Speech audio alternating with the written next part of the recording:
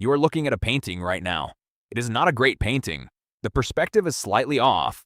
The buildings are stiff. The people are absent, as if the artist could not bring himself to populate the world he was drawing. But it is not a terrible painting either.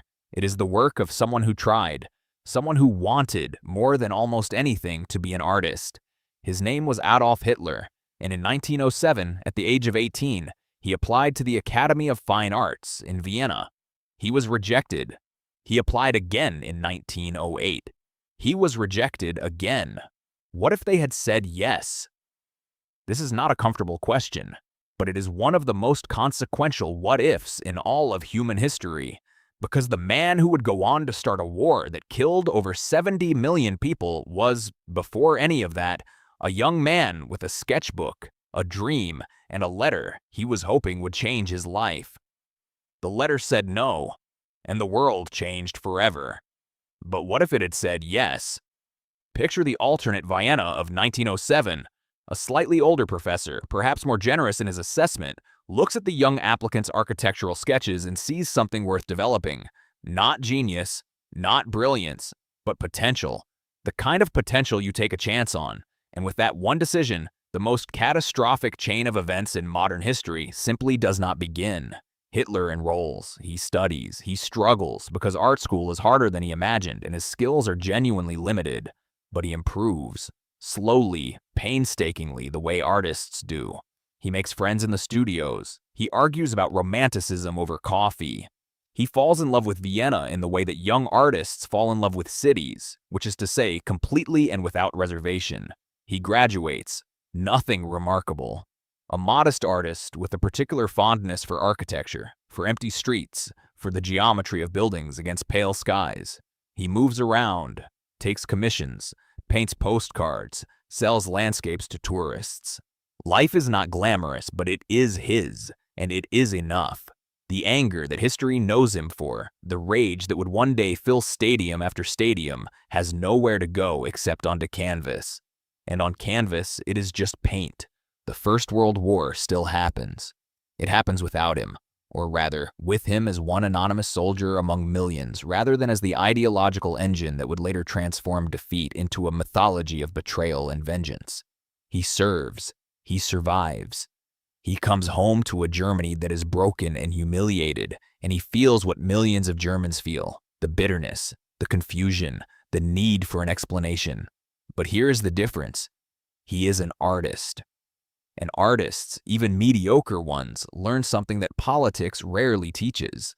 They learn to sit with complexity, to hold two contradictory things in the same frame, to resist the urge to make the world simpler than it is, because simplification is the enemy of a good painting. He does not join the Nazi Party. There is no Nazi Party as history knew it, because the man who gave it its voice, its imagery, its almost theatrical sense of spectacle, is spending his afternoons arguing about color theory and his evenings sketching the Ringstrasse by lamplight. The Weimar Republic stumbles on. Other demagogues rise. History is never without its villains, but none of them have Hitler's particular combination of qualities: the oratory, the obsession, the terrifying ability to locate and amplify the worst fears of a broken nation. Without him, the specific shape of the catastrophe does not form, which means the Second World War, as history knew it, does not happen. Not in that form, not with those numbers, not with those camps. 70 million people do not die. 6 million Jewish people are not murdered. Hiroshima and Nagasaki are not bombed because the Manhattan Project, driven by the specific fear of a Nazi atomic weapon, has no urgency. The nuclear age arrives later, differently, perhaps more carefully. The Cold War takes a different shape. The entire map of the 20th century is redrawn by the absence of one man who only ever wanted to paint buildings. And somewhere in Vienna, or Munich, or perhaps a small town in Bavaria, there is an aging artist. He is not famous. He has a modest studio and a long-standing argument with his landlord about the rent. He has opinions about Klimt that nobody particularly wants to hear. He has a sketchbook that is always slightly full. And somewhere around 1950, he reads an article about a new zoo that has opened outside Munich. A remarkable zoo, the article says, with an extraordinary collection of animals from across Africa. And there is a photograph of a giraffe. He stares at it for a long time. He has always been drawn to strange geometries, to the way things that should not work somehow do, to the elegant absurdity of a neck that long, holding up a head that small, browsing leaves that no other animal can reach. He applies for a job, not as director, just as a keeper, someone who feeds the animals and cleans the enclosures and stands in the early morning light watching creatures that evolution spent millions of years designing. He gets the job.